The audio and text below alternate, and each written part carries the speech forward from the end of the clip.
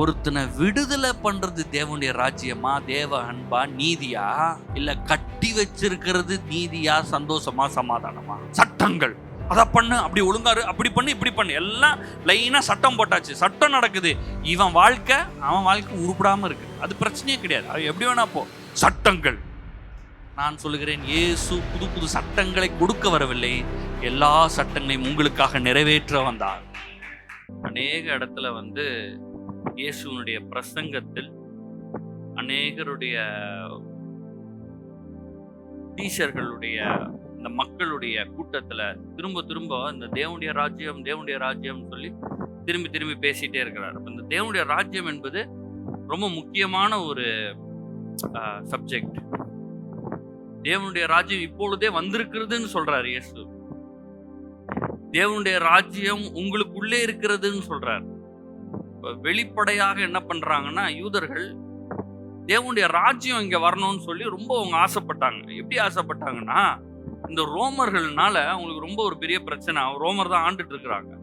இப்ப இவங்க எப்படி யோசிக்கிறாங்கன்னா, ஒரு ராஜா வரப்போறாரு, ராஜா எருசலேம்ல ஒரு அரண்மனை போட்டு பெரிய சிங்காசனம் போட்டு தேவரெல்லாம் வச்சு இராணுவத்தை வச்சு இந்த ரோமரை ஓட ஓட விரட்டி துரத்தி வச்சு நம்மளை நிரந்தரமாக ஆளுகை பண்ணும்படியா இந்த உலகத்திலேயே ஃபுல்லா ஆளுகை செய்யற மாதிரி வைக்க போறாரு அப்படின்னு காத்துட்டு இருக்காங்க. இயேசு ராஜா மாதிரி வராரு, கழுதையில வராரு, அஞ்சப்போ 2 மீன் அற்புதமா செய்யறாரு. உடனே என்ன யோசிக்கிறாங்க, இவர் தான் ராஜா, புடி இவரை பிடிச்சி இப்ப என்ன பண்ண போறோம், கொண்டு போய் சிங்காசனத்தை உட்காரான்னா அவர் ஓடி போயிட்டார். இயேசு அவர்களுக்கு விலகி போய்விட்டார், ராஜாவா ஏற்கவில்லை. அவங்களுக்கு எல்லாம் ஆச்சரியம், என்னது ராஜானா எங்களை எல்லாம் விடுவிக்க வர வேண்டாமா அப்படின்னா, அவரு வேற ராஜ்யத்தை பேசுறார். பாவம் என்கிற அடிமைத்தனத்தையும் சாபம் என்கிற அடிமைத்தனத்தையும் நோய் என்கிற அடிமைத்தனத்திலிருந்தும் மீட்கும்படியாக அவர் வந்திருக்கிறார். உலகத்தையே ரட்சிக்கும்படியாக அவர் வந்திருக்கிறார். நினைச்சிட்டு இருக்கிறாங்க யூதர்களுக்கு மட்டும் ரட்சிப்பு இல்ல, யூதனாக வந்தார். ஆனா அந்த ரட்சிப்பு வேற மாதிரி வச்சு, அந்த பிறப்பு வேற மாதிரி பிறப்பு. அதெல்லாம் தான் நம்ம பார்த்துட்டு இருக்கோம். இப்போ சொல்லும் போது ரொம்ப முக்கியமான காரியம், மத்திய 6:33 அவர் சொல்றார், முதலாவது தேவனுடைய ராஜ்யத்தையும் தேடுறார். அதாவது ரொம்ப ஃபர்ஸ்ட், அதாவது டாப் மோஸ்ட் ப்ரையாரிட்டி இருக்கிறதுலயே ரொம்ப முக்கியமா நீ நோக்கமா கருத வேண்டியது எது? தேவனுடைய ராஜ்யம். பொதுவாகவே மனிதர்கள் என்னன்னா வெளியே தான் பார்க்கறாங்க, உள்ள பார்க்கறது கிடையாது. அதான் முதல் விஷயம். பரிசேயர்களும் அப்படிதான் பார்த்தாங்க, மற்றவர்களும் அப்படிதான் பார்த்தாங்க. என்னன்னா வெளிப்பிரகாரமான தோற்றம், வெளிப்பிரகாரமான மாற்றம். அரண்மனை இல்லையே, சிங்காசனம் இல்லையே, பெரிய சவுண்ட்லாம் இல்லையே, பெரிய மேல கிரவுண்ட்லாம் இல்லையே, சிங்காசனத்துல ஒரு ஏன் இன்னும் உட்காரலையே, இந்த மாதிரி யோசிக்கிறாங்க. ஆனால் ராஜ்யம் எப்படி இருக்குதுன்னு சொல்றாரு இயேசு.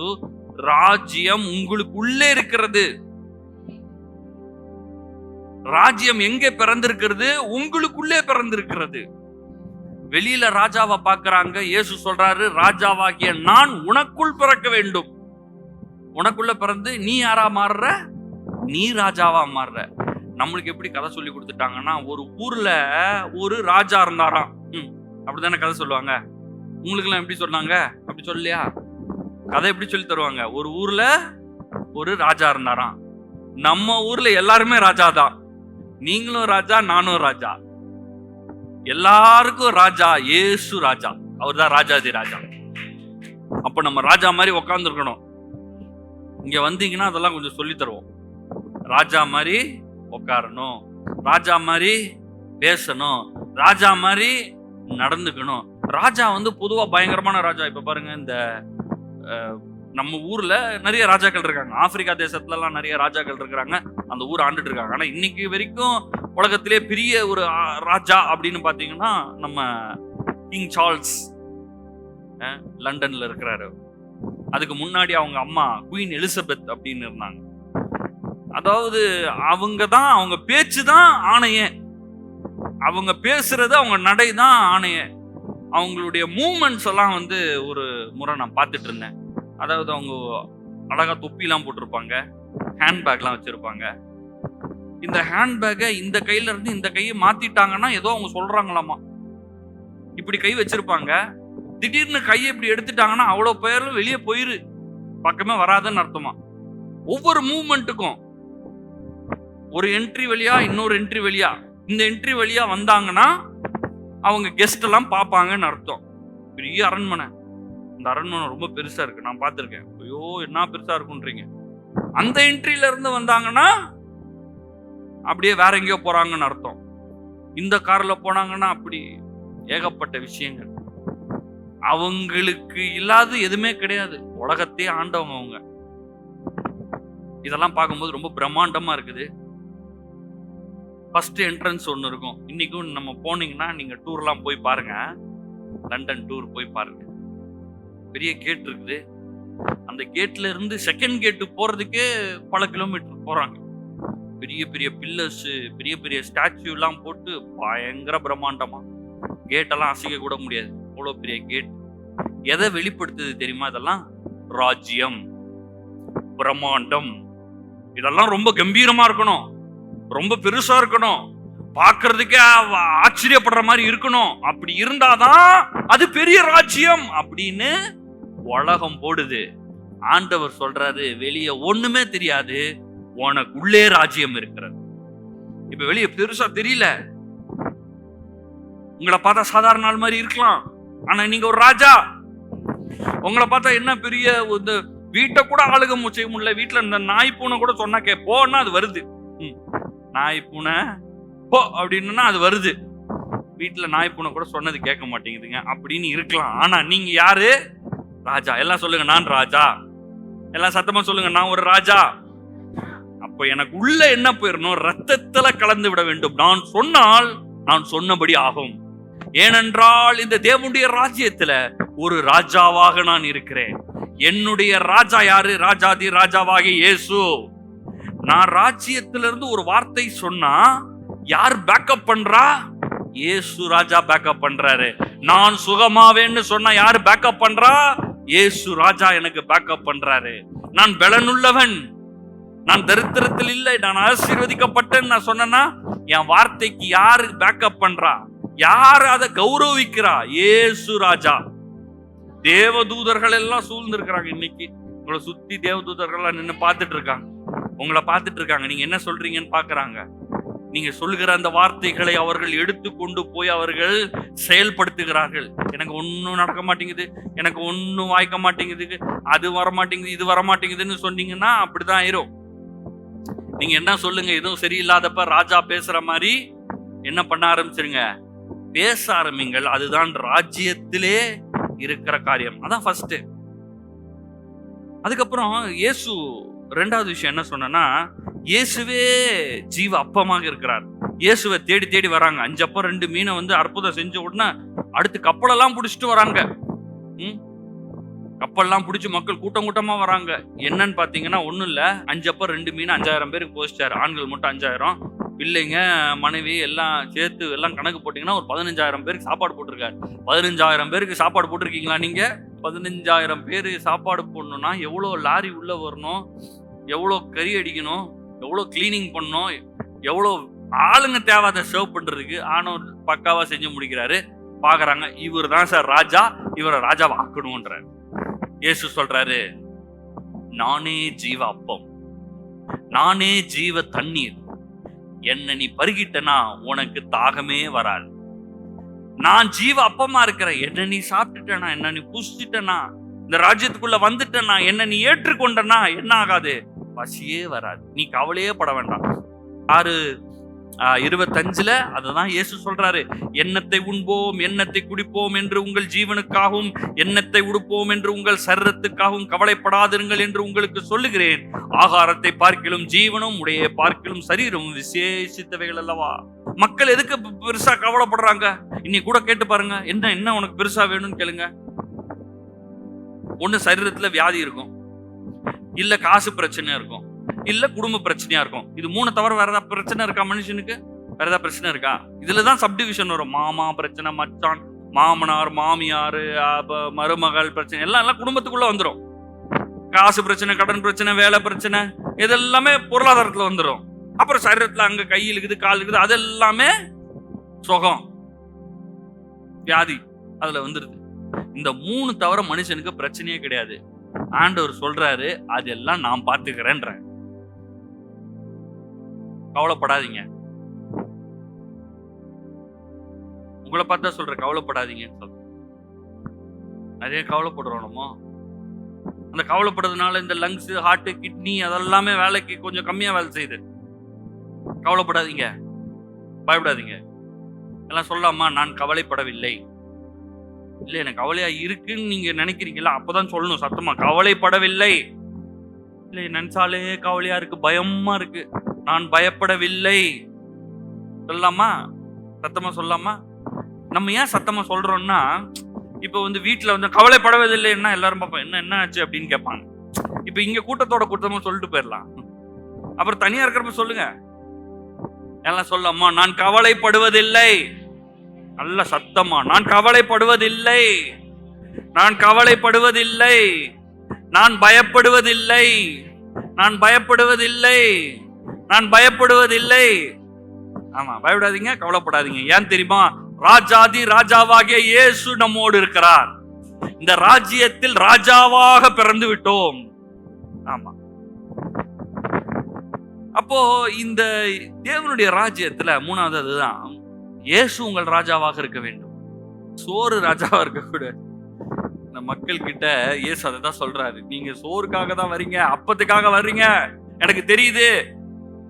எங்கடா 5 அப்பம் 2 மீன் கொடுத்து இன்னைக்கு நம்மளுக்கு சாப்பாடு கொடுத்துருவாரா? வேலைக்கெல்லாம் போக வேண்டாம், கூட்டத்துக்கு மட்டும் போலாம். இயேசு கூட்டத்துக்கு போனோம்னா சாப்பாடு கொடுத்துருவாரு. நம்ம போய் உட்காந்துருப்போம், சாப்பிடுவோம், திருப்பி வீட்டுக்கு வருவோம், திருப்பி போவோம், சாப்பாடு கொடுத்துருவாரு. எதுக்கு கவலைப்படாத, சாப்பாடு கொடுத்துருவாரு. அது இல்ல, நான் உனக்கு ராஜாவாக இருக்க வேண்டும். இயேசு சொல்றாரு, நான் உனக்கு அப்பமாக இருக்க வேண்டும். அவர் உங்களை ஆளுகை செய்ய வேண்டும். இன்னைக்கு நான் உங்களை பார்த்து கேட்கிறேன், எது உங்களை ஆளுகை செய்கிறது? கோபம் ஆளுகை செய்கிறதா? கவலை ஆளுகை செய்கிறதா? பயம் ஆளுகை செய்கிறதா? ஏதோ உணர்ச்சிகள் உங்களை ஆளுகை செய்கிறதா? இல்ல எனக்கு கோபம் வந்துருச்சுன்னா அவ்வளவுதான், நான் என்ன பண்றேன்னு எனக்கே தெரியாது. ஓ, அப்ப இயேசு உங்களை ஆளுகை செய்யல.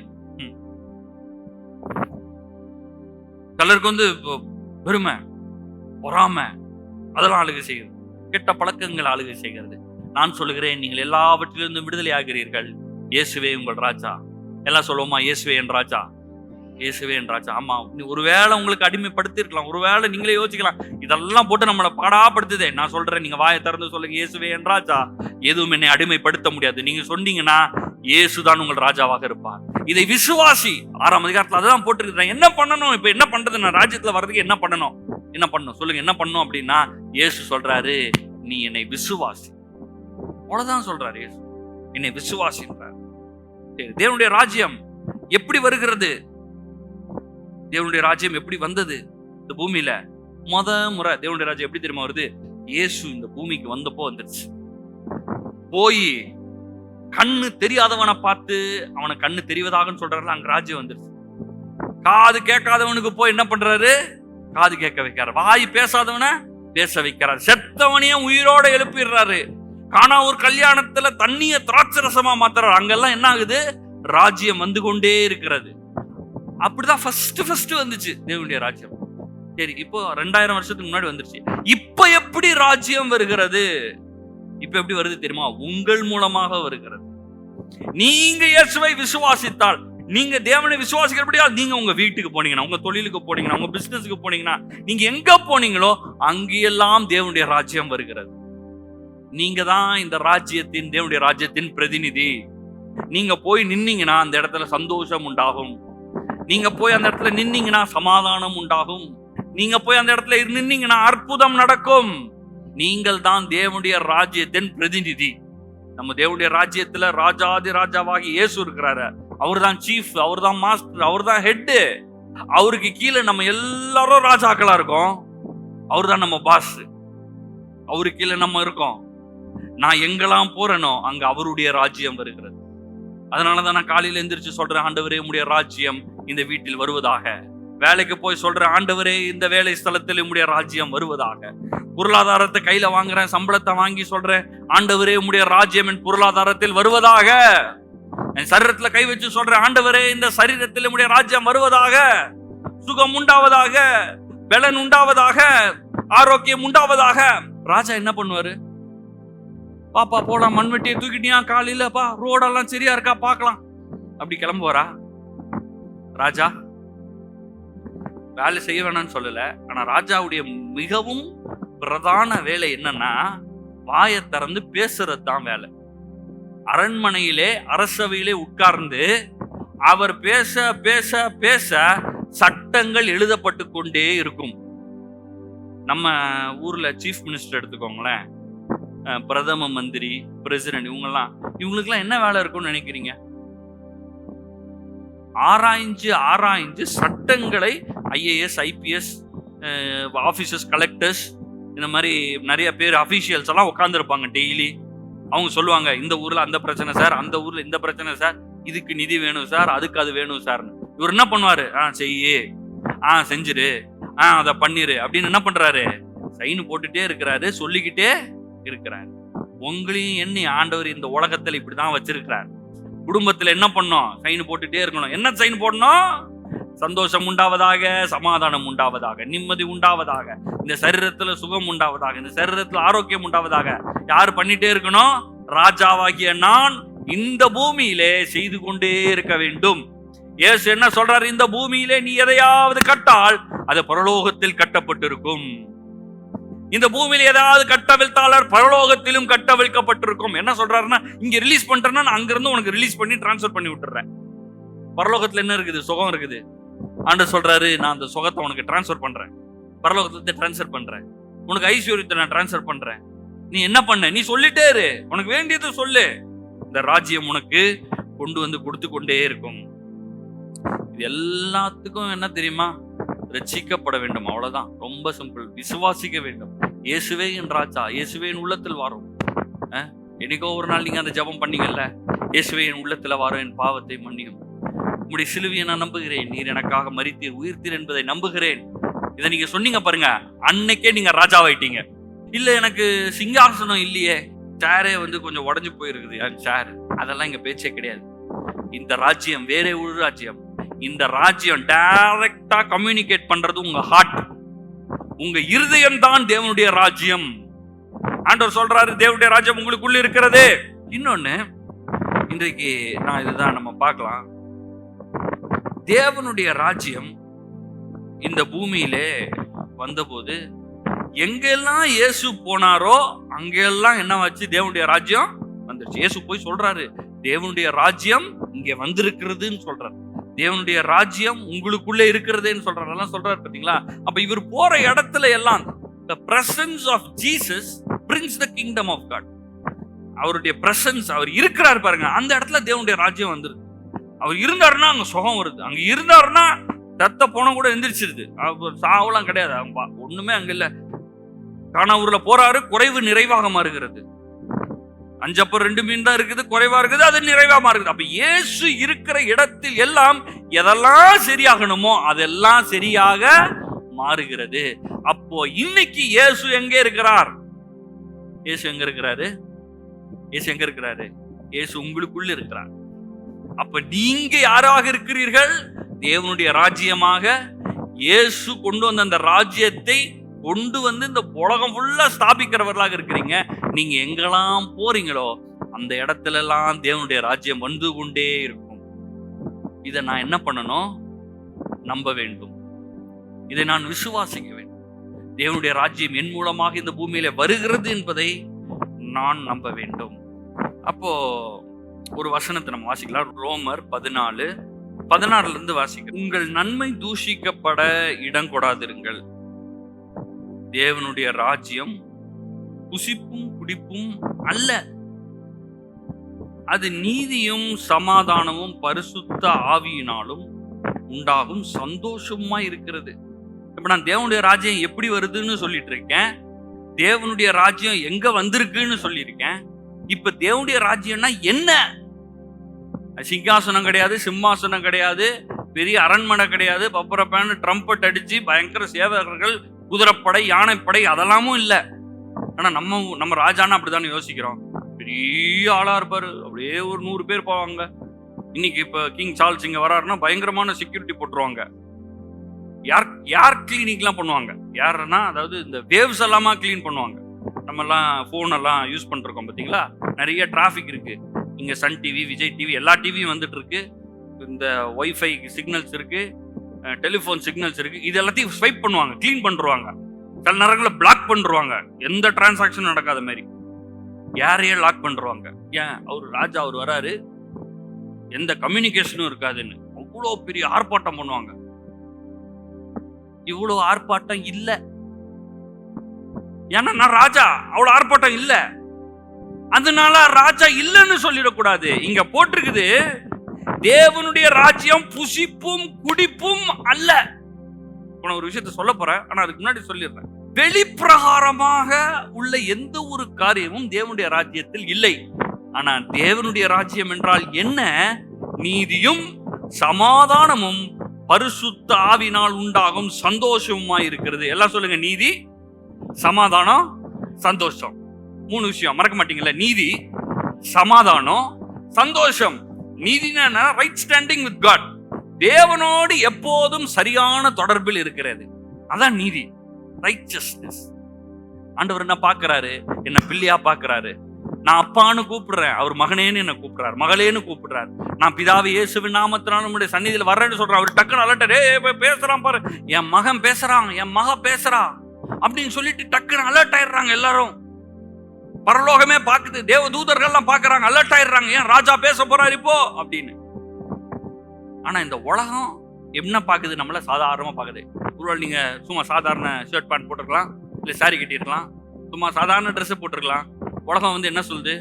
ஒன்னும் பெரிய ராஜா மாதிரி தெரியலையே அப்படின்னு உலகத்துல இருக்கிறவங்க சொல்லலாம். ஆனா தேவனுடைய ராஜ்யத்தை பொறுத்த வரைக்கும் நீங்க ராஜா தான்.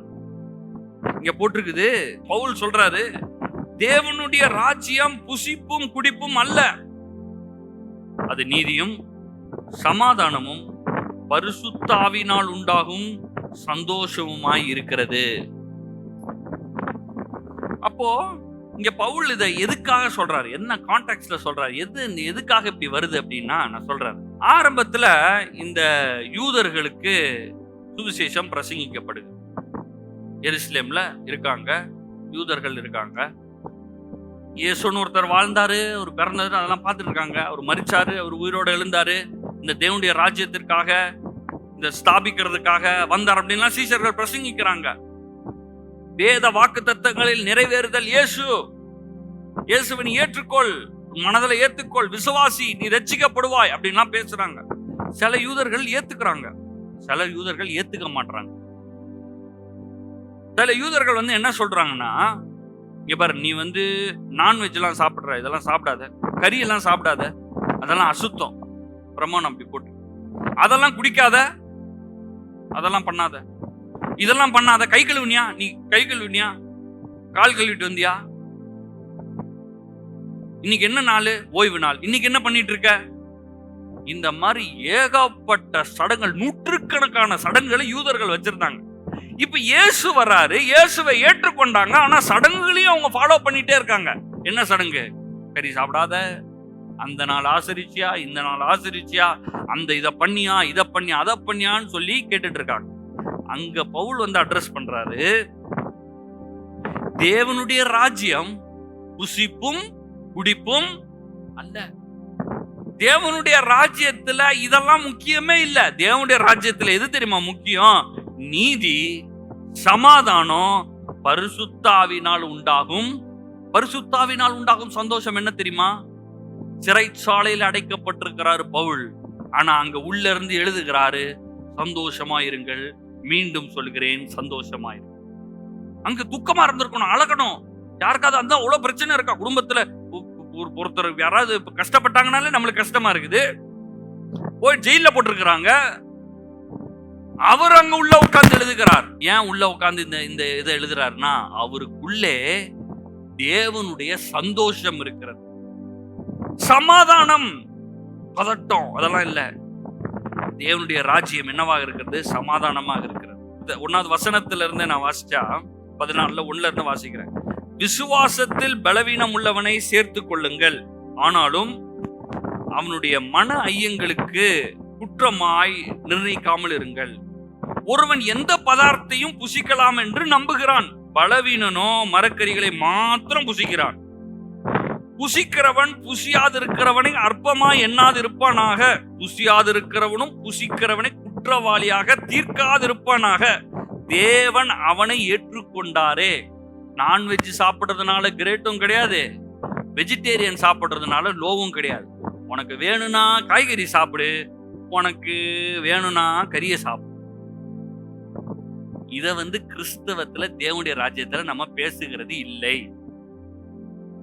இன்னைக்கு நான் ஏன் இதை சொல்றேன்னு கேளுங்க. இதெல்லாம் என்னங்க சொல்றீங்க, கறி, நான்லாம் கறி சாப்பிடுவேன் அப்படின்னு நீங்க சொல்றீங்க பாருங்க. ஆனா நிறைய ட்ரெடிஷன்ஸ, நிறைய சடங்குகளை நாம் ஏன் செய்கிறோன்னே தெரியாம செஞ்சுட்டு இருப்போம்.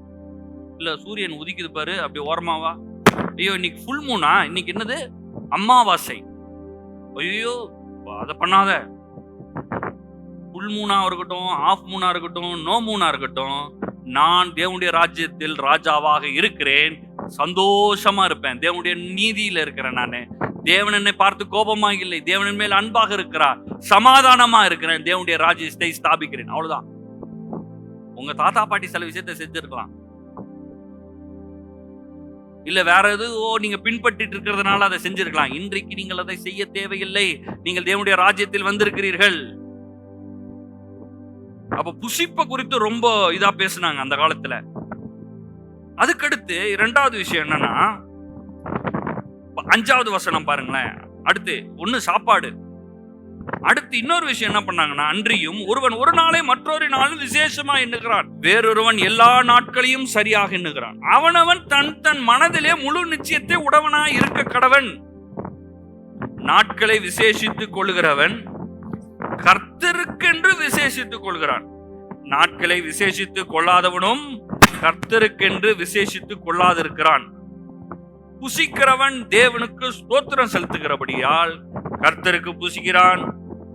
புசியாதிருக்கிறவனும் கர்த்தருக்கென்று புசியாது இருந்து தேவனுக்கு ஸ்தோத்திரம் செலுத்துகிறான். ஒரு நாளை செலிப்ரேட் பண்றியா, தாராளமா செலிப்ரேட் பண்ணு. சிலர் பயங்கரமா கிறிஸ்துமஸ் கொண்டாடலாமா, கிறிஸ்துமஸ் எது கொண்டாடுகிறாய், ஏசு பிறந்தாரு கொண்டாடுறேன். இல்ல அன்னைக்குதான் பிறந்தாரு தெரியுமா, தெரியாது, சரி 23 கொண்டாடிக்கோ.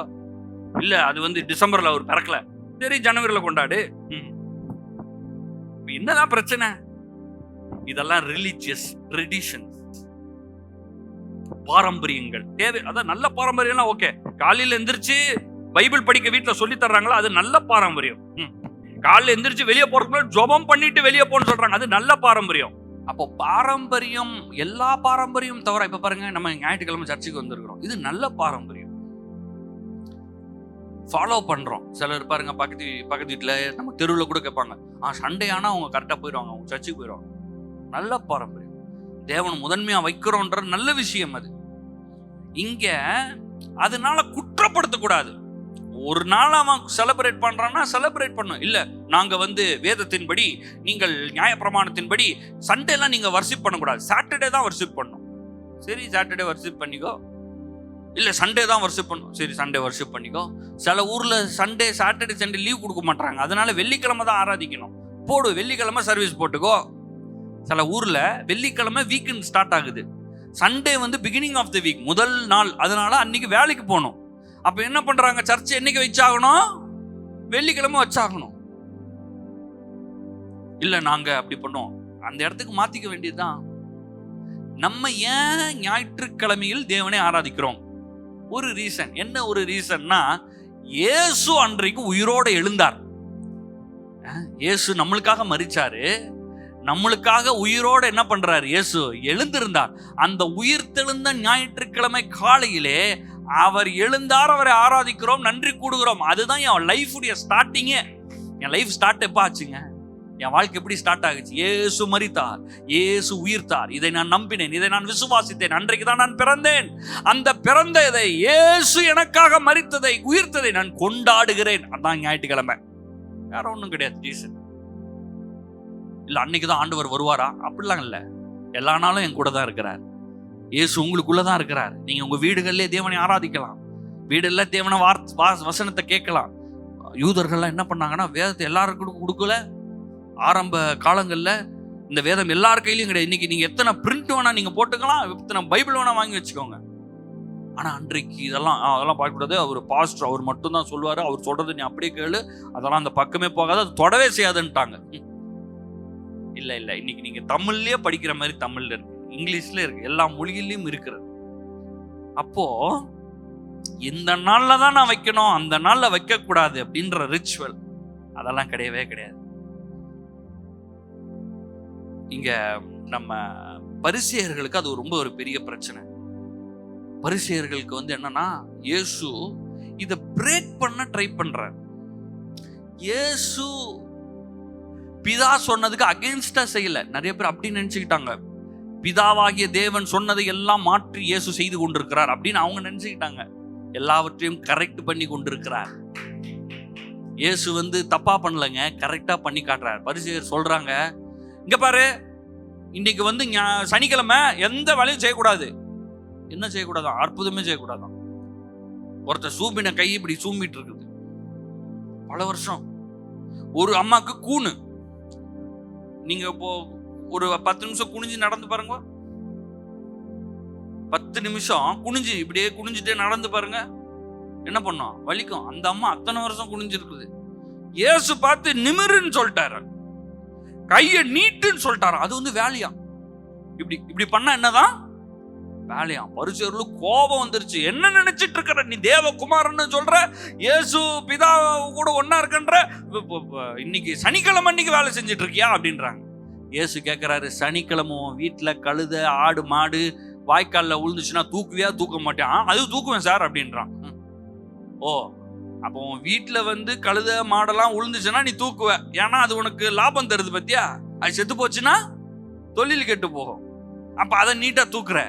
ஆனா இந்த பிசாசு இந்த மகனை இத்தனை வருஷம் கட்டி வச்சிருக்கிறான், அதை நீட்டுன்னா உனக்கு கோபம் வருது.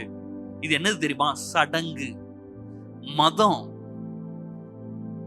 தேவையில்லாத மதம், தேவையில்லாத சட்டங்கள். இன்னைக்கு நான் சொல்றேன், தேவையில்லாத நிறைய காரியங்களை நீங்க ஃபாலோ பண்ணிட்டு இருக்கீங்களா, நம்பிட்டு இருக்கீங்களா? அதெல்லாம் இயேசுவின் நாமத்தினால உடைப்பதாக. விடுதலையாக இருங்கள். போட்டு கட்டி வச்சுக்காதீங்க. அதை பண்ணணும், இதை பண்ணணும், அப்படி இப்படி போய் பண்ணும், இது இப்படி பண்ணும், இந்த நாள் அதை பண்ணும். விடுதலையாக தேவனை பின்பற்றுங்க. இது மதம் இல்லை, இது வாழ்க்கை. கிறிஸ்தவம் என்பது ஒரு மதம் அல்ல, இது ஒரு வாழ்க்கை முறை. தகப்பனும் பிள்ளையோடும் இருக்கிற ஒரு உறவு, அததான் கிறிஸ்தவன் அழைக்கிறோம். மத்தவங்க வெளியில இருக்கிறவங்க மதம்னு அழைக்கிறாங்க. இல்ல கரெக்டா நீ ஒயிட் சட்டை தான் போடணும், நீ ஒயிட் சட்டை போடு, பிரவுன் சட்டை போடு, என்ன கலர் சட்டை வேணா போடு, இல்ல கிறிஸ்தவங்க எல்லாம் ஒயிட் தான் போடணும். அப்போ உனக்கும் அவனுக்கு என்ன? அவன் சோப்பா போடுறான், நீ பச்சையா போடுற, இல்ல ஒயிட்டா போடுற. அவங்களுக்கு உனக்கு என்ன டிஃபரன்ஸ்? இல்ல அவங்க எல்லாம் சாப்பிட மாட்டாங்க, நீயும் சாப்பிடாத. சாப்பிடணும்னா சாப்பிடாத, சாப்பிடாம இருந்தா சாப்பிடாம இரு. சாப்பிடணும்னா சாப்பிடு, நான்வெஜ் சாப்பிடு, வெஜிடேரியன் சாப்பிடு, என்ன வேணா சாப்பிடுங்க. அத மதத்தோட தேவனுடைய ராஜ்யத்துல சேர்க்கவே கூடாது. அததான் பவுல் சொல்றார். அததான் என்ன சார்? குடிப்பும் புசிப்பும் அல்ல, சந்தோஷம், நீதி, சமாதானம், அதுதான் முக்கியம். பாருங்க, நம்ம முக்கியமானதெல்லாம் விட்டுட்டு கரெக்டா டைட்டு போடுங்க, சைட்டை போடுங்க, சட்டை இவ்வளவு தூரம் வைக்கணும், முடிய கரெக்டா வெட்டணும், எல்லாமே மீசியெல்லாம் எடுத்துருங்க, நல்லா இதா போடுங்க. ஷூ ஏன் போடுற? ஷூவை போட்டு வந்திருக்கிற ஆலயத்துக்கு. நீதி, சந்தோஷம், சமாதானம், அதுதான் தேவனுடைய ராஜ்யம். நீ தேவனை விசுவாசித்தால் தேவனுடைய ராஜ்யம் உனக்குள் வந்தாயிற்று. அதான் தேவனுடைய ராஜ்யம். அப்ப வெளிப்பிரகாரமான மாற்றங்கள் அந்த மாற்றம் கிடையாது. சரி, இப்போ இன்னொரு விஷயம், இதெல்லாம் காட்டுறதுக்காக இயேசு சொல்றாரு, நீ இவ்வளோ ட்ரெடிஷனை சொல்றியே, ஏன்னா கையை நீட்டினா உனக்கு பிரச்சனை ஆயிருது, இழுத்தனா பிரச்சனை ஆயிருது, ரொம்ப பிரச்சனையா கொடுக்குறியே. ஓய்வு நாள் எதற்காக உண்டாக்கப்பட்டது? ஓய்வு நாள் உனக்காக உண்டாக்கப்பட்டது. ஓய்வு நாள் யாருக்காக உண்டாக்கப்பட்டது தெரியுமா? ஓய்வு நாள் உங்களுக்காக உண்டாக்கப்பட்டது. ஏன் உங்களுக்கு உண்டாக்கப்பட்டது தெரியுமா? ஓடி ஓடி ஓடி ஓடி ஒழிச்சு, அப்பா ஸ்தோத்திரப்பா முடியல ஆண்டவரே, அப்படி இல்லாம ஒரு நாள் ரெஸ்ட் எடுன்றார் ஆண்டவர். சிலர் 365 நாளும் ஓடுவாங்க, வாரத்துல ஒரு நாள் கூட வீட்டுல இருக்க மாட்டாங்க, எல்லா நாளும் வேலைக்கு போவாங்க. ஆண்டவர் சொல்றாரு, அது ஆசீர்வாதமே இல்லை. எல்லா நாளும் வேலை, ஒரு நாள் கூட லீவ் போடாத, அது உலகம். ஆண்டவர் அதை தான் யூத மக்களுக்கு காட்டுறாரு. சொல்றாரு, சரி எப்படி 7ஆம் நாள் ஓய்வு நாள் ஆச்சு? ஆதி ஆகமத்துல 6 நாள் படைப்புகளை படைத்தார். 6வது நாள் யாரை படைச்சாரு? மனுஷனை படைச்சாரு. 7வது நாள் என்ன பண்ணாரு? ஓய்ந்திருந்தார். ஏன் ஓய்ந்திருந்தார் தெரியுமா? மனுஷன் டக்குன்னு முழிச்சுட்டு, ஆண்டவரே ஏதாவது பண்ணட்டுமா, ஆப்பிள் பழம் பறிக்கட்டுமா, மண் வெட்டி எடுக்கட்டுமா, தண்ணி பாய்ச்சிட்டுமான்னு கேட்கறான். ஆண்டவர் சொல்ற, நீ ஒண்ணும் பண்ணாத, ரெஸ்ட். மனுஷன் பிறந்த உடனே வந்தது என்னது? ஆமா, அதனால கொஞ்சம் ரெஸ்ட்ல இருங்க. பதட்டம், ஐயோ அதை பண்ணலையே, அங்க வேலைக்கு போகலையே, அடுத்த மாசம் என்ன பண்றது, அந்த சம்பளம் எப்படி வருது, அந்த காசு எப்படி போடுறது, அப்படியே மைண்ட் ஓடிக்கிட்டே இருக்குது. நான் என்ன சொல்றேன்னா, உட்காருங்க கொஞ்ச நேரம். மனுஷன் உட்காரவே மாட்டான் பாத்தீங்களா? மனுஷனுக்கு ஒரு நிமிஷம் உட்கார முடியாது. கட கட கட கட கட ஒட்டு, என்ன சும்மா இருக்கிறியான்னுவாங்க. நீ உட்காந்து பாருங்க, என்ன சும்மா உட்காந்துட்டே இருக்கேன்றுவாங்க. கொஞ்ச நேரம் கூட உட்கார விட. ஆண்டவர் அதை படைக்கவில்லை. அதுக்குதான் யூதர்கள் முக்கியமாக 7ஆம் நாள் ஓய்ந்திருந்தார்கள். இன்னொரு விஷயம் தெரியுமா? 7வது ஆண்டு ரெஸ்ட். இப்ப நான் ஒரு நாள் ரெஸ்ட்ல இருக்க சொன்னதே உங்களுக்கு கோவம் வந்துருது. என்ன இப்படிலாம் சொல்றீங்க, ஒரு நாள் ரெஸ்ட்? ஆண்டவர் 7வது வருஷம் ஃபுல் ரெஸ்ட் சொன்னார். ஒரு வருஷம் வேலைக்கு போக வேணாமா? எப்படி சாப்பிடுறது? இப்ப கேட்டீங்க பாருங்க ஒரு கேள்வி, நல்ல கேள்வி. அப்போ உங்களுக்கு ஆதாரம் வேலை, கரெக்டா? இப்ப நீங்க எப்படி யோசிக்கிறீங்க? ஒரு வருஷம் ரெஸ்ட் எடுக்கணும்னா எப்படி காசு வரும், எப்படி சாப்பாடு வரும்னு கேக்குறீங்க. ஆண்டவர் சொல்றாரு, அப்போ உன் ஆதாரம் யாரு? வேலை. ஆண்டவர் சொல்றாரு, நீ என்ன பாரு. அதுக்குதான் 7ஆம் ஆண்ட ஃபுல்லா ரெஸ்ட் கொடுத்துட்டாரு. எவனும் வேலை செய்யக்கூடாது, பயிரிடக்கூடாது, விளைக்க கூடாது. அது கட்டளையா கொடுத்திருந்தாரு. அப்புறம் இப்போது பரவாயில்ல 7, சரி 7 கூட நீங்க ஏத்துக்கிறீங்கன்னு வச்சுக்கோங்க. 7 ஆண்டுகள் ஆகும் பாத்தீங்களா? அதாவது 7th இயர் ரெஸ்ட். இது மாதிரி 7 ஆண்டுகள் ஆண்டவன்னா 49ன்னு வருது பாருங்க, அந்த ஆண்டு ரெஸ்ட். 50வது ஆண்டு யூபிலி ஆண்டு, அந்த ஆண்டும் ரெஸ்ட் தான். ஐயோ 49ம் ரெஸ்ட், 50யும் ரெஸ்ட். இப்ப 51ல தான் விதைக்கவே போவான். அப்ப 52ல தான் அறுவடையே வரும். அப்போ 48ஆம் ஆண்டுல 49, 50, 51 3 ஆண்டுக்கு அறுவடை ஒரே ஆண்டுல வருது. நான் என்ன சொல்றேன்னா, ஒரே நாள்ல 3 வருஷம் சம்பளம் உங்களுக்கு வந்தா எப்படி இருக்கும்? என்னங்க ஒரு மாதிரி பாக்குறீங்க? நீங்க மாசம் மாசம் சம்பளம் வாங்குறீங்கல்ல, அந்த சம்பளம் மொத்தமா 3 வருஷம் சம்பளம். ஒரு மாசம் சம்பளமே உங்களுக்கு பத்தலன்ற மாதிரி இருக்கு. ஆனா நான் என்ன சொல்றேன்னா, ஒரு வருஷம் சம்பளம் போட்டாலே நம்ம பெரிய சோத்திர ஆண்டவரே அல்லேலூயா அப்படின்றோம். ஆண்டவர் சொல்ற, 3 வருஷம் சம்பளம் ஒரே நாள்ல உனக்கு டிரான்ஸ்ஃபர் பண்றப்போ, இதெல்லாம் உங்களுக்கு கேட்கறதுக்கு ஒரு மாதிரி இருக்குல்ல. இஸ்ரவேலில் தேவன் இதை செய்தார். ஆனாலும் அவன் என்ன பண்றான்? இத கத்துக்கவே இல்லை. அததான் இயேசு சொல்றாரு, ஓய்வு நாள்னு உண்டாக்குனது உன்னை பாரமாக்குறதுக்கு இல்ல, உன்னை ரெஸ்ட் கொண்டு வர்றதுக்கு. நீ இளைப்பாறுதல்ல இருக்கும்படியாகவே என்ன பண்ணாரு? ஓய்வு நாளை உனக்கு கொடுத்தார். அதனாலதான் 5:6 போட்டிருக்குது, ஒரு நாளை மற்றொரு நாளிலும் விசேஷமாக எண்ணுகிறான். எண்ணட்டும், எல்லா நாட்களையும் சரியாக எண்ணுகிறான். எல்லா நாளும் எனக்கு ஸ்பெஷல் சார், எல்லா நாளும் ஆண்டவர் என் கூட இருக்கிறார், எல்லா நாளும் கர்த்தர் கொடுத்த நாள், உனக்கும் சந்தோஷம் தான். 14:7 தான் போட்டிருக்கு, தேவனுடைய ராஜ்யம் புசிப்பும் குடிப்பும் அல்ல, நீதியும் சமாதானமும் பரிசுத்த ஆவியினால் உண்டாகும் சந்தோஷமாக இருக்கிறது. அப்போ 7வது நாள், 7வது ஆண்டு, 50வது ஆண்டு. மறந்துட மாட்டீங்கல்ல? 7 நாள் ஒரு நாள் ரெஸ்ட். 7ஆம் வருஷம் ஒரு வருஷம் ஃபுல்லா ரெஸ்ட். 50ல வரும்போது 3 வருஷம் ரெஸ்ட். ஆண்டவர் சொல்றாரு, இந்த மாதிரி யூதர்களுக்கு கொடுக்கப்பட்ட காரியங்கள் தேவனுடைய ராஜ்யத்துல என்னை விசுவாசிக்கிறவர்களுக்கு கொடுக்கப்படுகிறது. இப்ப நான் 50 வருஷம் வெயிட் பண்ணல. இயேசு வந்த அதே நாளில் நான் யூபிலி. இன்னைக்கு யூபிலி. நீங்க யூபிலில இருக்கீங்க. இஸ்ரவேல் 50 வருஷத்துக்கு வெயிட் பண்ணிட்டு இருப்பாங்க. நான் வெயிட் பண்ண வேணாம். என்னைக்கு இயேசுவை ஏற்றுக்கொண்டனோ அந்த நாளிலே யூபிலி வந்தது. 3 வருஷம் சம்பளம் சொன்னல, இந்த நாளில் வந்ததுன்னு சொல்றேன் நான்.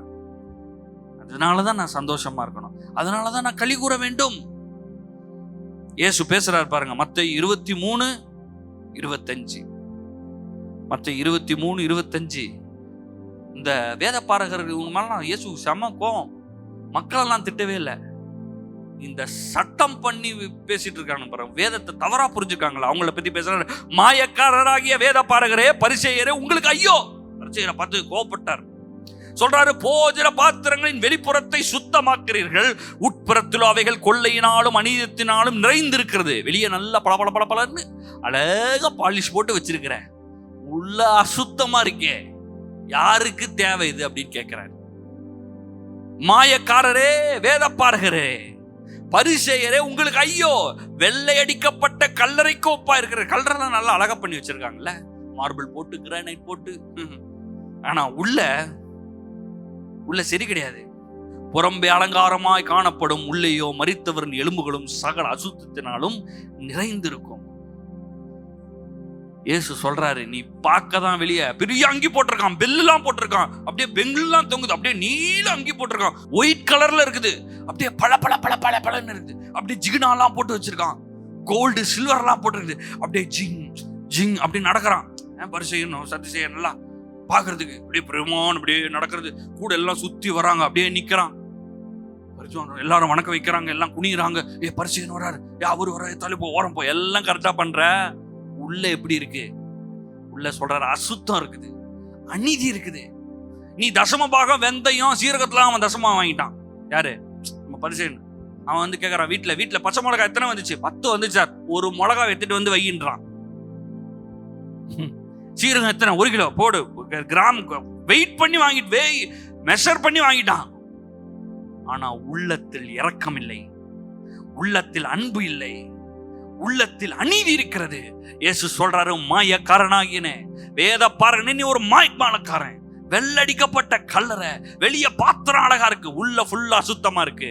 அவனை சொல்றாரு, நம்மள சொல்லல, நம்மளெல்லாம் தேவனுடைய பிள்ளைகள் என்று அழைக்கிறார். ஆனா நம்ம அவனை மாதிரி இருக்க கூடாதுன்னு சொல்ல வரேன் நான்.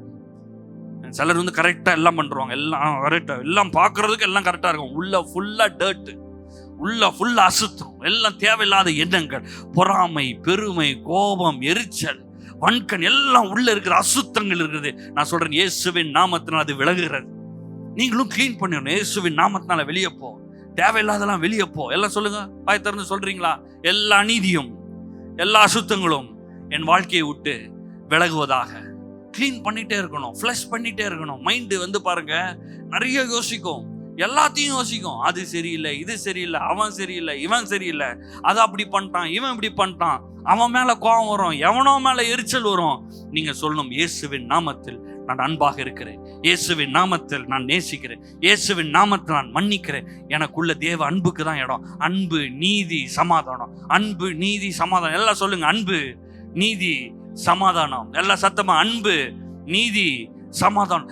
இதுதான் தேவனுடைய ராஜ்யம். புசி உப்பும் குடிப்பும் இல்ல. வெளியெல்லாம் கரெக்டா சட்டை போட்டுருக்கலாம், பேரு கூட நல்லா வச்சிருக்கலாம், பால், ஸ்டீஃபன், ஜான், ஏன் ஜீசஸ் கூட வச்சுக்கோங்க, ஜீசஸ் கூட பேர் வச்சுக்கலாங்க, அதெல்லாம் பிரச்சனை கிடையாது. நான் பேசுறது பேர் இல்ல, நான் பேசுறது ட்ரெஸ் இல்ல, நான் பேசுறது சாப்பாடு இல்ல, நான் பேசுறது உங்கள் இருதயம். உங்கள் இருதயத்திலே தேவனுடைய ராஜ்யம் பிறந்திருக்கிறது. உங்கள் இருதயத்தில் இயேசு ராஜா வாழ்கிறார்.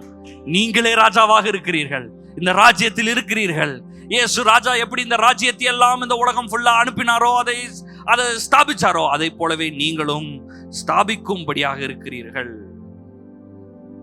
அப்போ இந்த பரிசேயர்கள் இவரெல்லாம் கையை கழுவுனியான்னு கேட்கிறான், வேலை செய்யாத அப்படின்றான். ஆனா இயேசு என்ன பண்றாரு தெரியுமா? வேணுங்கனே பாக்குறாரு, அப்படியே பாக்குறாரு. இவனுங்கெல்லாம் வெறுப்பேத்துறதே வேலை. ஏன்னா இவன் என்ன சொல்றான், அதை பண்ணாது, இதை பண்ணாது சொல்றாரு, அதை கரெக்டா பண்றாரு. என்ன பண்றாரு, ஒருத்த வந்து கண்ணு கூறல, வேணுங்கன்னு என்ன பண்றாரு, கீழே குனிஞ்சி ஹாரி துப்பி அதுல சேர்த்து பண்ணி எச்சில. ஏன்னா இவனுக்கு உண்டு. இவன் என்ன சொல்றான்னா, இவன் டேபிளை இழுத்தாலே உழுகிறதுக்கு சமம்ட்டான், முடிய வெள்ள முடிய பார்த்து உருவன்னா அறுவடைக்கு சமம்னு சொல்லிட்டான். இவனே சட்டம் போடுறது. இப்ப வந்து இவன் கண்ணு முன்னாடி எச்ச துப்பி மண்ணை குழப்பி அதை எடுத்து இவன் கண்ணுல பூசினா பாருங்க, அவனுக்கு ஏறுது அப்படியே. ஏன்னா அது எல்லாம் சமம் இல்ல, அறுவடை இது உழவுற மாதிரி வேலை செய்யற மாதிரி சமம் பண்ணி கண்ணில் பூசி போய் கழுவிட்டு வான்றார்.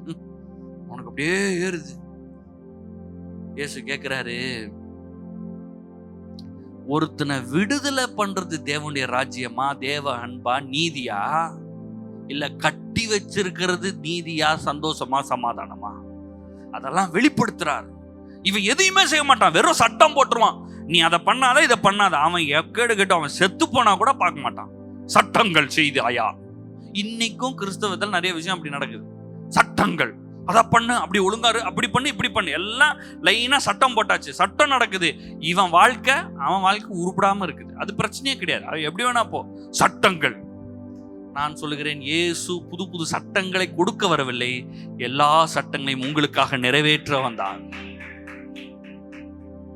ஏற்கனவே நிறைய கட்டளை கொடுத்துருக்காங்க, இப்ப நானும் வந்து கட்டளை கொடுக்குறேன்னு சொன்னாரா இயேசு? உனக்காக நான் கட்டளை எல்லாம் நிறைவேற்றுகிறேன், உனக்காக கல்வாரி சிலுவையில நான் தொங்குகிறேன்.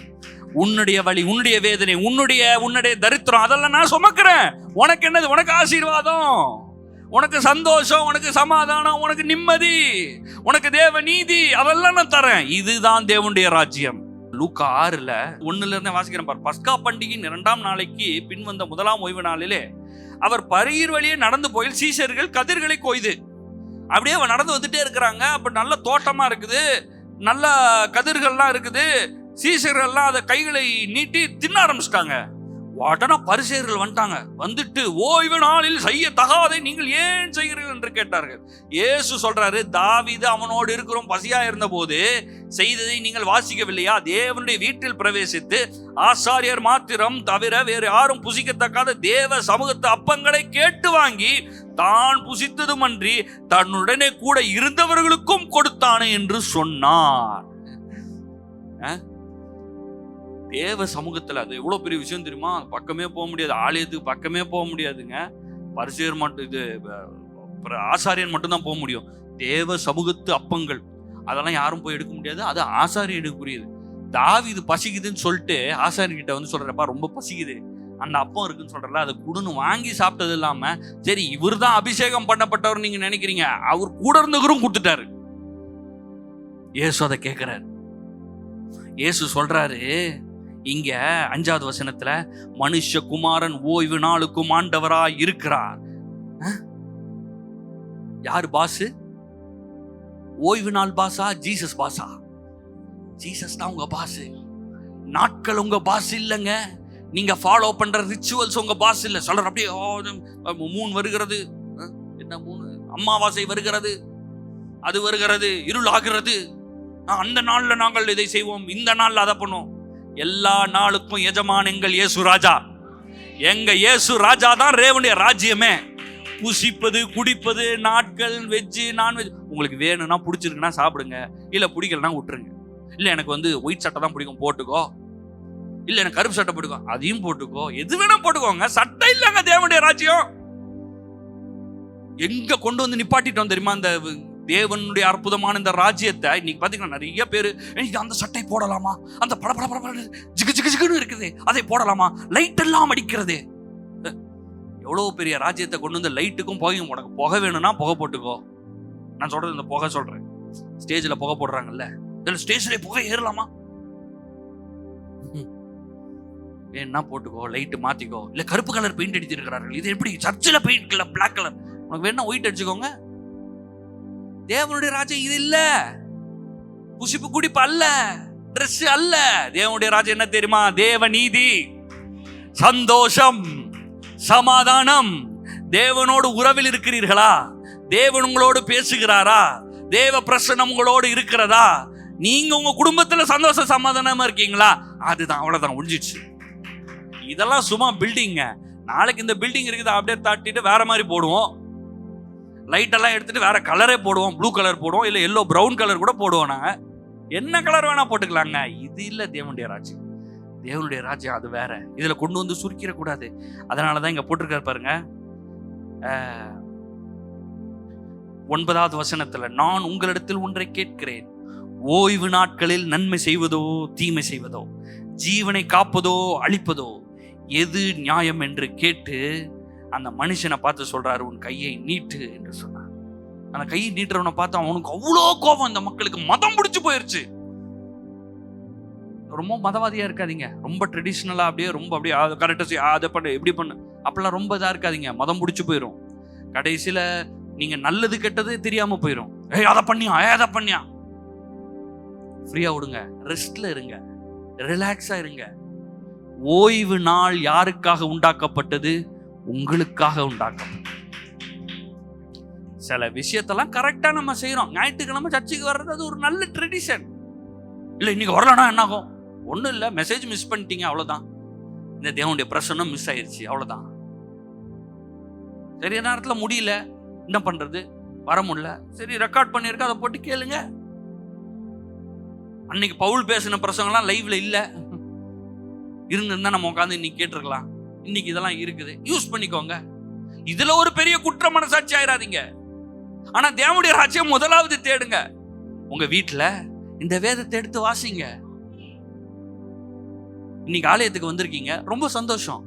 நீங்க தேவனுடைய ராஜ்யத்தை தேடி வந்திருக்கீங்க, ஆண்டவருடைய பிரசன்னத்தை நீங்க தேடி வந்திருக்கீங்க, ரொம்ப சந்தோஷம். வீட்டுல இந்த வேதத்தை வாசிங்க, வீட்டுல பாடல்களை பாடுங்க, வீட்டுல ஜெபம் பண்ணுங்க, ஆண்டவரை முக்கியமா தேடுங்க. வேலைக்கு போறதுக்கு முன்னாடி ஆண்டவரை தேடுங்க. போயிட்டு இருக்கிறப்ப ஆண்டவரோட பேசுங்க. அங்க வேலை பார்க்கிற இடத்துல சும்மா அது போயிடுச்சான் இது போயிடுச்சான், அவன் ஆண்டு அவள் தான் நாசமாக்கிட்டான், இவன் உலகத்தை ஒண்ணும் இல்லாமக்கிட்டான், அங்க அவன் பாம்பு போட்டான், அதெல்லாம் விட்டுருங்க. அதெல்லாம் விட்டுட்டு தேவனுடைய ராஜ்யம் எனக்குள்ளே இருக்கிறது, இந்த தேவனுடைய ராஜ்யம் இந்த உலகம் எங்கும் பிரஸ்தாவ பாட போகிறது. ஆண்டவர் இந்த தேவனுடைய ராஜ்யத்துல ராஜாவா இருக்க நான் என்ன பண்ணட்டும்? என் வாழ்க்கையின் நோக்கம் என்ன? என்னை எதற்காக படைத்தீர்? என்னை எதற்காக ரட்சித்தீர்? இயேசுவே, என் உள்ளத்தில் நீ எதற்காக வந்தீர்? இந்த ராஜ்யத்துல என்ன ஒரு பெரிய நோக்கத்துக்காக படைச்சிருக்கிறீர்கள, அதை நான் செய்ய எனக்கு உதவி செய்யும். என் கண்கள் திறக்கப்படுவதாக, என் காது கேட்கட்டும், உங்க சத்தத்தை கேட்கட்டும், இன்னும் அதிகமா கேட்கட்டும். நிறைய நேரங்கள நம்ம பிரச்சனையெல்லாம் யோசிச்சுட்டு இருக்கிறோம் பாருங்க. நிறைய நேரத்துல நம்மளை விட அன்னைக்கு பிரச்சனை. நாங்க நேத்து இந்த டிவியில இந்த VBS பாட்டு பாடிட்டு இருந்தோம். ஒரு பையன் செம்ம டான்ஸு, செம்ம சின்ன பையன் தான், எனக்கு தெரிஞ்சு ஒரு 5 வயசு இருக்குமா, 5 வயசு இருக்கும் அந்த பையன். செம்ம டான்ஸ், VBS பாட்டு அப்படியே போடுறான், வேஷ்டி கட்டு கூலிங் கிளாஸ் எல்லாம் போட்டு மொட்டையெல்லாம் அடிச்சிருந்துச்சு. அப்படியே ஒரே டான்ஸு, பெரிய ஸ்டேஜ், நிறைய பேர் டான்ஸ் ஆடுறாங்க, ஒரே டான்ஸ், என்ன மாதிரி டான்ஸ் ஆடுறாங்க. டான்ஸ் ஆனா எல்லாம் கை தட்டுறாங்க, எல்லாம் நிறைய பிள்ளைங்க, ஒரு 30 பிள்ளைங்க ஸ்டேஜ்ல ஆடுது. டான்ஸ் ஆடி முடிச்ச உடனே அந்த பாஸ்டர் வந்து அந்த பையனை தூக்கிட்டு சொல்றாரு, இவன் வந்து கேன்சர் பேஷண்ட், 3 நாள் ஹாஸ்பிட்டல் இருந்திருக்கிறான், இன்னைக்கு வந்து டான்ஸ் ஆடுறான், அவனுக்கு கேன்சர்னே அவனுக்கு தெரியாது. ஆனா அவர் சொல்றாரு, இப்படி தேவனுடைய சமூகத்துல ஆடுற பையன் சாகவே முடியாது. அதுதான் பாயிண்ட். உங்க வீட்டுல ஒரு பிள்ளை, இந்த பிள்ளை ஓடிக்கிட்டே இருக்குது பாஸ்டர், ஜெபம் பண்ணுங்க. என்னன்னு ஜெபம் பண்றது? பிள்ளை ஓடதான் செய்யும், அந்த வயசுல அப்புறம் ஓடாமல இருப்பான், என்ன சொல்றது? நிக்கட்டும் ஜெபம் பண்ணுவா. நம்மளுடைய கவலைப்படுகிற காரியங்கள் எத்தனையோ பிள்ளைக்கு. அதான் ஒரு பாஸ்டர் சொன்னாரு, பிள்ளை ஒரே பிசாசு மாதிரி பண்றான் பாஸ்டர் அப்படின்னு. அந்த பாஸ்டர் சொன்னாராம், இப்பதான் பிள்ளை இல்லைன்னு ஜெபம் பண்ணிட்டு போனாங்க ஒருத்தங்க, உங்க பிள்ளைய வேணா அங்க குத்துடலாமா? அதாவது நம்மளுக்கு என்னன்னா, ஓவரா வந்து ஏதாவது யோசிச்சு இருக்கிறது எதுக்குமே கிரேட்ஃபுல் கிடையாது. எல்லாத்தையுமே பிரச்சனையா பாக்குது. அது ஏன் கத்துது, அது ஏன் அப்படி பண்ணுது, இது ஏன் இப்படி பண்ணுது, அந்த வேலையே இல்லை. உனக்கு வேலை இருக்குது, சம்பளம் வருது, சம்பளம் ரொம்ப கம்மியா இருக்கு, வேலை இருக்கு ஸ்தோத்திரம். இல்ல கம்மியா இருக்குது, வேலை இருக்கு ஸ்தோத்திரம். அந்த வேலையில ஆண்டவர் பெருக பண்ணுவார், உயர்த்துவார். எல்லாத்துக்கும் நன்றி உள்ளவர்களாக இருங்கள். இன்னைக்கு வரைக்கும் வாழ்ந்துட்டு இருக்கேனே, வர உதவி செய்தாரே, மூச்சு விட உதவி செஞ்சாரே, உள்ள இருக்கிற பார்ட்ஸ் பேரே எனக்கு தெரியாது, ஆனா வேலை செஞ்சுட்டு இருக்க. எல்லாம் உங்களுக்கு எல்லாருக்கும் தெரியுமா? இங்க டாக்டரா இருந்தீங்கன்னா உங்க பார்ட்ஸுக்கு எல்லாம் பேர் தெரியும். எத்தனை பார்ட்ஸ்? ஒரு 4 பார்ட்ஸுக்கு தான் பேரே தெரியும். Kidney, lungs, heart, brain. மற்ற பார்ட்ஸ் எல்லாம் தெரியுமா? எவ்வளவோ பார்ட்ஸ் இருக்குது. அன்னைக்கு ஒண்ணு பார்த்தேன், புதுசா இருந்துச்சு. காலில் இன்னொரு செகண்டரி ஹார்ட் இருக்கான். என்ன சொல்றீங்க? மேல இருந்து ரத்தத்தை கீழே அனுப்புது, கீழே இருந்து ரத்தத்தை மேல அனுப்புது. ஐயோ சோத்திரம் ஆண்டவரே, அப்பா தெரியாம போயிடுச்சு, ஆனா நல்லா வேலை செஞ்சுட்டு இருக்குது. சோத்திரம் ஆண்டவர். எல்லா கரங்களை வைத்து ஆண்டவர் சோத்திரம் செலுத்துவோம், கையெல்லாம் உயர்த்தி ஆண்டவரே சோத்திரம் சோத்திரம் சோத்திரம் சோத்திரம், எல்லாம் கரெக்டா வேலை செய்யுது. நன்றி ஆண்டவரே. இதுதான் தேவனுடைய ராஜ்யம். புசிப்பு குடிப்பு வெளியாது சரியில்லை. இது அதனாலதான் இயேசு சொல்ற, எண்ணத்தை உண்போம் எண்ணத்தை குடிப்போம் என்று கவலைப்படாதீர்கள். அவன் உலகத்துல இருக்கிறவன் கவலைப்பட்டு இருக்கான். முதலாவது தேவனுடைய ராஜ்யத்தை தேடு, அப்பொழுது இவைகள் எல்லாம் உனக்கு கூட கொடுக்கப்படும். எல்லாமே கூட கொடுக்கப்படும். சுகம் கூட கொடுக்கப்படும், சந்தோஷம் கூட கொடுக்கப்படும், சமாதானம் கூட பணம் உனக்கு கூட கொடுக்கப்படும், உயர்வு கூட பிள்ளை சந்தோஷம், பிள்ளை சரியாகணும், எல்லாமே கூட கிடைச்சிடும். அதெல்லாம் பெருசா யோசிக்காதீங்க. அப்ப தேவனுடைய ராஜ்யம் சனிக்கிழமையா ஞாயிற்றுக்கிழமையா அது இல்லை. சனிக்கிழமை வேணும்னா சர்ச்சு என்ன பாருங்க, நம்மளுக்கு நிறைய நாள் லாக்டவுன்ல ஏதோ ஒரு நாள் வைக்க வேண்டியதா போயிடுச்சு, இல்ல சாயந்தரம் வைக்க வேண்டியதா போயிடுச்சு, சில ஊர்ல மாத்தி வைக்க வேண்டியதா இருக்குது. அப்ப சனிக்கிழமை ஞாயிற்றுக்கிழமெல்லாம் இல்ல தேவனுடைய ராஜ்யம். தேவ நீதி, சமாதானம், சந்தோஷம், அதுதான் தேவனுடைய ராஜ்யம். அப்போ சடங்குகள், சம்பிரதாயங்கள் நம்மளுக்கு ரெண்டே விஷயம் தான். ஒண்ணு வெளிப்படையா ஞானஸ்தானம் எடுக்கிறோம், அது தேவனுடைய கட்டளை. ஒருத்தன் மறுபுற படைந்திருக்கிறான் என்றால், ரட்சிக்கப்பட்டிருக்கிறான் என்றால், இயேசுவை தன் வாயினாலே அறிக்கை செய்து முழுக்க ஞானஸ்தானம் பெறுகிறான். அதுதான் வெளியே சடங்கு மாதிரி தெரியுது, அது ஒரு முறை செய்யறோம். அப்புறம் என்னை நினைவு கூறும்படி எப்போதும் செய்யுங்கள்னு கர்த்தருடைய பந்தி. இது ரெண்டு தவிர வேற ஒண்ணுமே நம்மளுக்கு கிடையாது. நான் ஃபர்ஸ்ட் பிறந்திருக்கிறேன் அப்படின்றதுக்காக ஞானஸ்தானம் ஒரே ஒரு முறை முடிஞ்சு போச்சு. அதுதான் சடங்கு மாதிரி இருக்கு. அதுக்கும் நீங்க சட்டையை போட்டு சோறு போட்டு அதெல்லாம் ஒன்றும் பண்றது கிடையாது. வாயினால இருதயத்துல விசுவாசி வாயினால இருக்க செஞ்சு ஒரு முங்கி எந்திரிச்சிட்டேன், அவ்வளவுதான். அதுக்கடுத்து எல்லா நாளும் இயேசு எனக்காக மரித்தார் என்பதை நம்புவதற்கு, நான் காட்டுவதற்கு என்னை நினைவு கூறும்படி இதை செய்யுங்கள்னு சொன்னார் பாருங்க. அப்பமும் திராட்சை ரசமும் அதை செய்யறேன். இதை தவிர கிறிஸ்தவத்தில் வேறு ஒன்றும் இல்லை. பிடிச்ச சட்டையை போடுங்க, பிடிச்ச சாப்பாடை சாப்பிடுங்க, இல்லை நான் சாப்பிட மாட்டேன்னா சாப்பிடாதீங்க. அதெல்லாம் டாக்டர் சொல்லணும். டாக்டர்கிட்ட போய் கேளுங்க, உங்க வீட்டுக்கு என்னெல்லாம் சாப்பிடணும்னு அவர் சொல்லுவார். இந்த கிறிஸ்தவத்தில் அதெல்லாம் இல்லை, இங்க வேதத்தில் அதெல்லாம் கிடையாது. அதனால அதெல்லாம் ட்ரெடிஷன், அதை கொண்டு வந்துருங்க. இது மாதிரி என்னெல்லாம் இருக்குன்றத வேதத்துக்கு போய் பாருங்க. இப்படி பார்க்கும்போது உங்கள் இருதயம் சரியாகும் போது உங்கள் மூலமாக தேவனுடைய ராஜ்யம் இந்த உலகம் ஃபுல்லா வரும். நீங்கள் ஆசீர்வாதமாக இருப்பீர்கள். உங்களுக்கு அற்புதம் எல்லாம் ஈஸியா நடந்துரும். நீங்கள் அற்புதம் செய்கிறவர்களாக மாறி விடுவீர்கள். நீங்க ஒரு ஏரியாவுக்கு போவீங்க, ஒரு வேலை ஸ்தலத்துக்கு போவீங்க, அங்க ராஜா மாதிரி நீங்க இருப்பீங்க. எல்லாத்தையும் ரிலீஸ் பண்ணிட்டு இருப்பீங்க, சுகத்தை ரிலீஸ் பண்ணிட்டு இருப்பீங்க, சமாதானத்தை ரிலீஸ் பண்ணிட்டு இருப்பீங்க. அந்த மாதிரி தேவன் உங்களை ஆக்குவார். நீங்கள்லாம் யார் அப்போ? ராஜா. எல்லாம் சொல்லம்மா, நான் ஒரு ராஜா. சரி, சோமனோ. பிதாவே இயேசுவின் நாமத்துல நமக்கு ஸ்தோத்திரம். உடைய வார்த்தைக்காக நன்றி. என் கூட பேசினதுக்காக ஸ்தோத்திரம் கர்த்தாவே. நன்மையான காரியங்களை எங்கள் வாழ்க்கையில் ஆயத்தமாக்கி வைத்திருக்கு. இந்த தேவனுடைய ராஜ்யம் எங்களுக்குள்ள இருக்கிறதுக்காக ஸ்தோத்திரம். அது எங்களுக்கு வந்ததுக்காக ஸ்தோத்திரம். இதை அறிந்து கொள்ள, புரிந்து கொள்ள மனக்கண்கள் திறந்ததுக்காக ஸ்தோத்திரம் கர்த்தாவே.